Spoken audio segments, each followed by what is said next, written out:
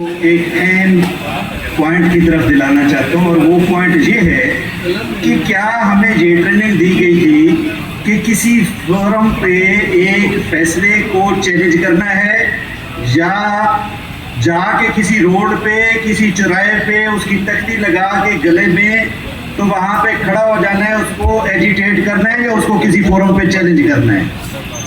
आप समेत बतौर वकील शायद मुझे भी इसमें कोई गलती नजर आ रही हो, लेकिन उसका मुतलका फोरम क्या है उस पर किसी ने बात नहीं की कि इसके बाद इसके साथ होना क्या चाहिए। दूसरी बात जो है वो मॉरल वैल्यूज की है।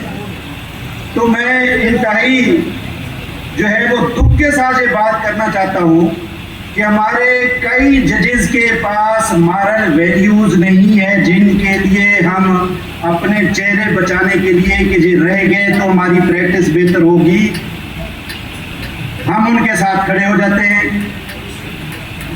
वो लोग जो खुद को सीनियर उन्हें जज कहते रहे, वो खुद ये तकरीर करके यहाँ पे सदारत का इलेक्शन लड़े कि मैं जज नहीं बनूंगा, तो उसके पास क्या मॉरल वैल्यू है कि सईद नियाजी उसके साथ खड़ा हो।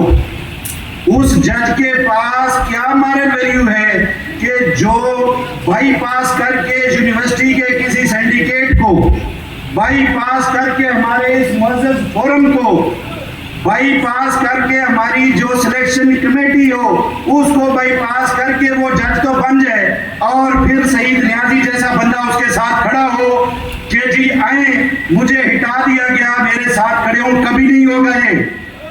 ऐसे आपके पास ऐसे हजारों वकील होंगे जो खामोशी से तो बैठे रहेंगे, लेकिन उनके दिल में ये जरूर होगा कि हम ऐसे गलत लोगों के साथ क्यों खड़े हो और हम उनकी मॉरल वैल्यूज क्या हैं जो इतने मामलात को बाईपास करके हैं।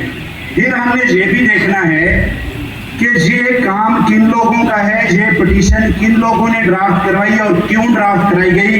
क्या इसी इमोरल बंदे को मजीद स्ट्रेंथन करने के लिए और ये शोर लगाने के लिए ये की गई। हमें इन तमाम चीज़ों को देखना है और अपने हाउस को बेसिकली इन ऑर्डर करना है कि हमारे पास से क्यों ऐसे लोग बाईपास करके आ जा रहे हैं। मेरी गुजारिश इतनी है कि हमें किसी एजुटेशन में पढ़ने की बजाय जो प्रॉपर लीगल हल है जो हमें वकालत सिखाती है उसकी तरफ जाना चाहिए। मेरी बस इतनी गुजारिश, इतने जुड़े।